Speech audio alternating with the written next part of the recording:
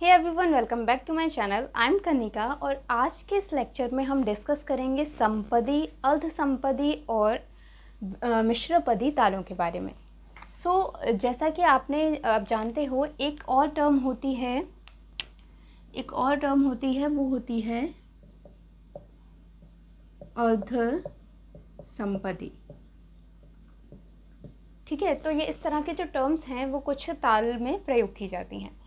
हमें सबसे पहले देखना है कि ये चीज़ होती क्या है, क्यों इनको मतलब रखा गया है। बेसिकली क्या है, ये तालों का क्लासिफिकेशन है। क्लासिफिकेशन मीन्स कि तालों को उनके विभाग में और जिस प्रकार से रखा गया है उसका वर्गीकरण ये किया गया है। ठीक है, अब जैसे हम पहली ताल को अगर लेते हैं वो है, पहली ताल हम लेते हैं संपदी।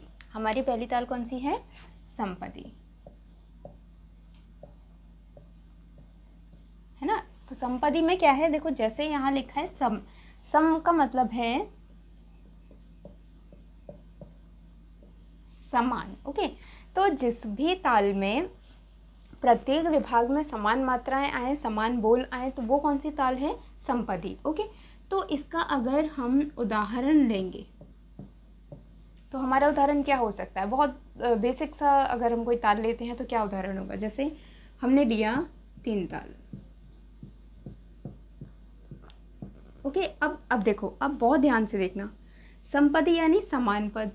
3 ताल में कितने हैं? धा, धिन, धिन, धा। ओके, ये समान, धा, धिन, धिन, धा।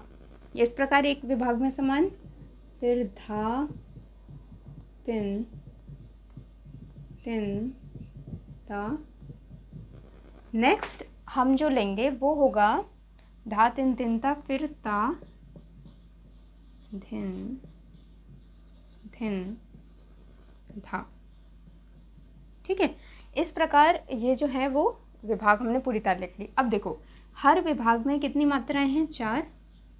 इसमें कितनी है? 4। इसमें कितनी है? 4। और लास्ट में भी कितनी है? 4। तो यानी इसका एक सीधा सा ये मतलब है कि जब आपके ताल के हर विभाग में समान मात्राएं होंगी, यानी समान पद होंगे, तो हम उसे क्या कहेंगे? समपदी ताल। ओके, बहुत बहुत सिंपल सी चीज़ है कि जब भी किसी ताल में समान पद हो, मतलब हर विभाग में समान मात्राएं हो, तो वो कहलाती है संपदी। अच्छा, इसका अगर हम एक और उदाहरण अगर लेते हैं तो जैसे मैं यहाँ लिख देती हूँ दादरा। दादरा, है ना। दादरा कैसे हुई? दादरा में देखो, जैसे 2 विभाग होते हैं, है ना, तो यहाँ होगी धा, धीना, और यहाँ हम लेते हैं धा, ती, ना। क्या हुआ? धा, धीना, धातीना, दोनों में यहाँ पे कितनी मात्राएं हैं? 3। यहाँ पे भी हैं 3। ठीक है, तो यानी दोनों में 3-3 मात्राएं हैं, तो ये कौन सी ताल हुई? संपदी ताल। तो ऐसा ही एक उदाहरण हम ले सकते हैं कहरवा का, है ना। धागे न ती एक विभाग, फिर न क धे न। तो इस प्रकार जो हर विभाग होगा उसमें समान मात्राएं होंगी, तो ये हो जाएगी हमारी संपदी ताल। अब हम जो नेक्स्ट ताल लेंगे वो है हमारी सेकंड, ये विषमपदी।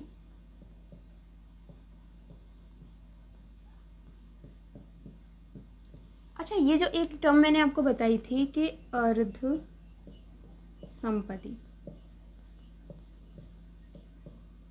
है ना, तो ये जो विषमपदी ताल है इसी को कहते हैं अर्ध संपदी ताल। इसी का दूसरा नाम क्या है? अर्ध संपदी। तो कंफ्यूज मत होना कभी कि ये विषमपदी क्या है कि अर्ध संपदी है। अर्ध संपदी मतलब क्या होता है? अर्ध मतलब आधा, सम मतलब समान, यानी ये आधी तो समान है और आधी असमान है। अब देखो, इसका कोई उदाहरण देखते हैं तो आपको ज़्यादा अच्छी तरह समझ में आएगा। जैसे कि हम लेते हैं उदाहरण झपताल का। उदाहरण झपताल। क्यों? अब देखो, धी, ना, धी, धी, ना, धीना धीदीना, ती ना, धी ती ना। तो ये इसका पहला विभाग है, ये दूसरा, ये तीसरा और ये चौथा विभाग है। अब देखो, आप खुद देखो, इसमें कितनी मात्राएं हैं? 2, इसमें कितनी है? 3, इसमें कितनी है? फिर से 2, इसमें कितनी है? 3। तो ये समान, ये समान, फिर ये समान, फिर ये समान।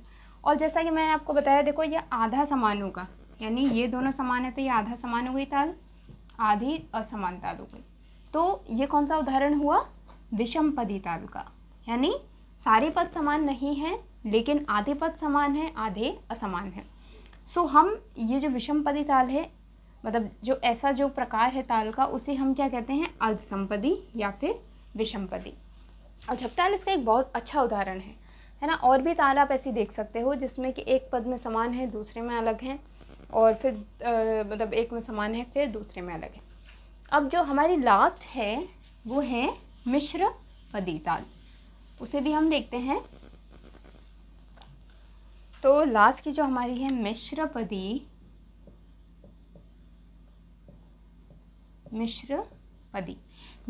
में क्या है? देखो, मिश्र का मतलब होता है मिश्रण। मिश्रण में कोई चीज़ समान नहीं होती, सब कुछ मिक्स सा होता है ना। तो ऐसे ही मिश्रपदी ताल में जो पद होंगे किसी भी ताल में, तो जैसे हम लेते हैं उदाहरण अगर धमाल ताल का,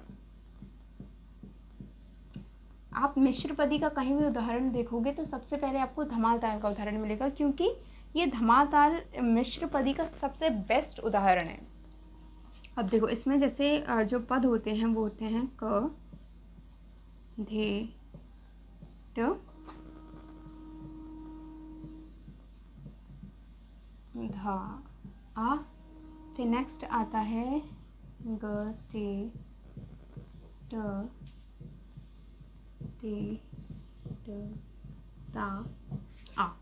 अब अगर हम इनके विभाग बनाते हैं तो ये इसके ये विभाग बन जाएंगे, है ना। यहाँ कितने ये पहला, दूसरा, तीसरा, चौथा विभाग। मात्राएं कितनी हैं? 5। यहाँ कितनी है? 2। यहाँ कितनी है? 3। और यहाँ है 4।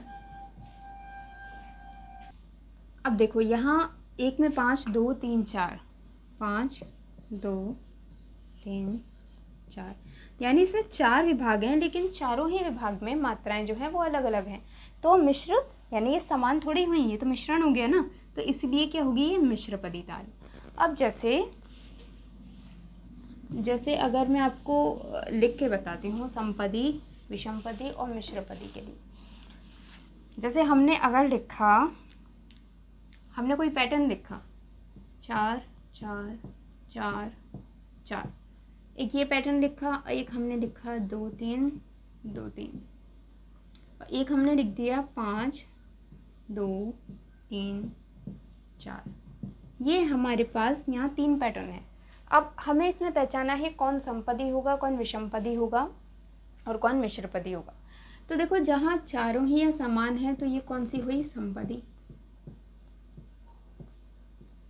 ये अलग है, ये एक समान है और ये एक समान है, तो ये कौन सी हुई? विषमपदी। विषमपदी, या फिर हम इसे क्या कह सकते हैं? अर्ध समपदी।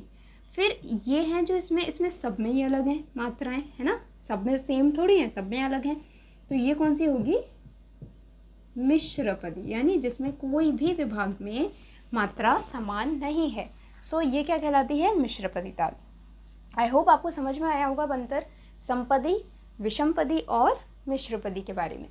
सो गाइस, ये जो है ना ताल, इसमें क्वेश्चन कैसे आते हैं कि जैसे आपको एक तो ये पैटर्न दे सकते हैं, ऐसे कोई भी पैटर्न दे दिया और आप पहचानो इसमें कौन समपदी है कौन विषमपदी है। एक ये हो सकता है कि आपको जैसे डायरेक्ट आपको दीपचंदी ताल दे दी, दीपचंदी ताल, है ना। अब ये पहचानो आप कौन सी है, कौन सी ताल होगी? ये आएगी विषमपदी ताल। क्योंकि इसके पहले विभाग में 3 है, फिर 4, फिर 3, फिर 4, ठीक है। ऐसे मात्राएं दी हुई हैं, अगर समान होंगी तो कौन सी आ जाएगी? समपदी में।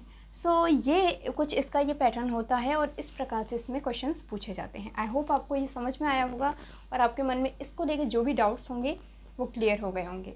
सो कोई भी अगर इसके बारे में कोई कन्फ्यूज़न है तो आप कमेंट बॉक्स में पूछ सकते हैं, आई विल आंसर दैम। सो चलिए मिलते हैं फिर नेक्स्ट वीडियो में, किसी टॉपिक के बारे में चर्चा करते हैं या कोई पेपर हम सॉल्व करेंगे। Thank you so much for watching my video.